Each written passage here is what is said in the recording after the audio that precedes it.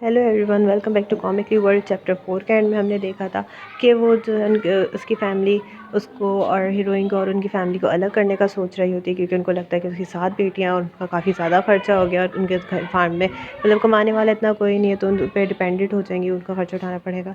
इस वजह से हम वो जो है उनको अलग कर रहे होते हैं। तो अब हम चैप्टर 5 स्टार्ट करते हैं। तो आगे क्या होता है, यहाँ हम देखते हैं कि ज़ेंगज़ी के जो ग्रैंडफादर और फादर और बाकी सारे अंकल्स होते हैं बैठे हुए होते हैं और वो सारे हंसी मजाक कर रहे होते हैं। वहीं पे ज़ेंग दुआर आती है और उसके अब्बू से बोलती है, फादर मदर बोल रही हैं कि आप हमारी छोटी बहनों को ग्रैनी जूस के घर से ले आएँ। तो वो बोलता है ओके, और फिर वो कहता है अपने फादर को कि मैं जा रहा हूँ। तो वो बोलते हैं ठीक है जाओ। तो वो वहाँ से चला जाता है। इतने में उसके दूसरे अंकल बोलते हैं कि मुझे लुपिन की फ़ैमिली को देखने से ही बहुत फ़िक्र होती है। वो वैंग औरत वाकई कुछ है, वो सिर्फ बेटियों को ही पैदा करती है। तो उनमें से एक बोलता है कि सेकंड ब्रदर, ये कोई डिसाइड नहीं कर सकता कि लड़का होगा या लड़की।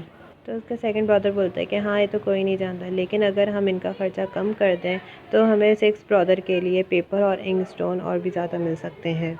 ये सब सुन के ज़ेंगज़ी के ग्रैंडफादर यानी कि उसके अब्बा जो है ज़ोर से सांस लेते हैं और सब जो है मुंह बना के बैठ जाते हैं खामोशी से। वहीं दूसरी तरफ सारी औरतें उनकी बेगमें किचन में जो है बातें कर रही होती हैं, उनके साथ काम भी कर रही होती हैं। तो उनमें से एक बोलती है, तुमने सुना अंकल गैंग की फैमिली दोबारा लड़ रही थी। इवन इस दफ़ा ली ज़ेंग भी उनकी इस झगड़े में आ गया। उनके सारे 6 बेटे जो है आपस में लड़ रहे हैं, एक दूसरे के गले को पहुँचे हुए हैं।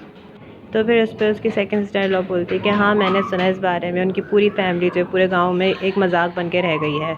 वो हर दूसरे दिन लड़ रहे होते हैं, बल्कि मैं तो सोचती हूँ कि वो ऐसा करते क्यों हैं।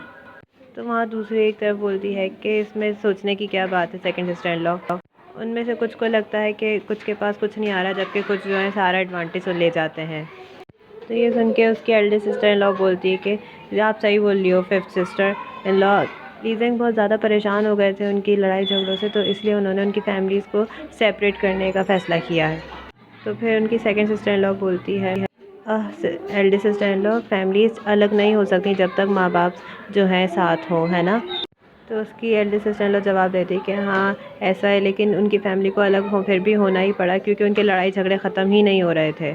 तो फिर उसकी सेकंड सिस्टर इन लॉ सोचती है, हमारी पूरी फैमिली जो है कीपिंग की स्टडीज़ और जो है लूपिंग की बेटियों से भरी फैमिली को सपोर्ट करती है। काश अगर सिर्फ हम भी अपनी फैमिलीज़ को अलग कर सकें तो ये हमारी पीठ से बोझ उतर जाएंगे। वहीं उसकी फिफ्थ सिस्टर इन लॉ सोचती है कि लूपिंग की फैमिली में जितनी भी लड़कियां हैं, तो जब उनकी शादी होगी तो उनको जहेज़ देना पड़ेगा।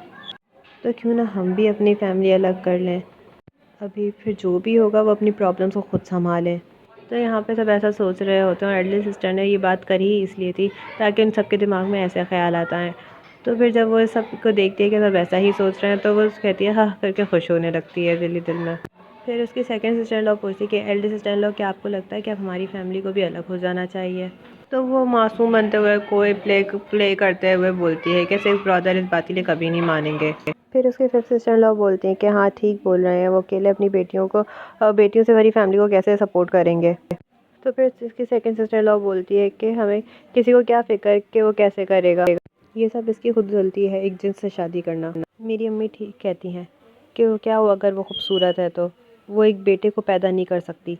ऐसा कौन सा गुनाह टाओ फैमिली ने किया था जिसकी सज़ा उसको ऐसे मिल रही है।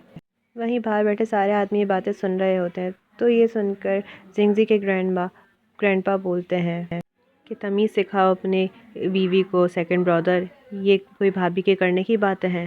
तो सेकंड ब्रदर बोलता है कि वो गलत नहीं है, क्या मदर ने ये बातें नहीं कही थी, क्या उसको कर्ज नहीं करा था। तो सेकंड ब्रदर का ये जवाब सुन के उसके अब्बू को गुस्सा आता है और वो गुस्से से खड़े हो जाते हैं, उसको चीखने लगते हैं कि यू। फिर उनमें से एक भाई उठता है और बोलता है कि छोड़ें, आप आराम से बैठ जाएं फादर। और यहीं पे हमारा चैप्टर 5 एंड हो जाता है। तब तक के लिए बाय बाय।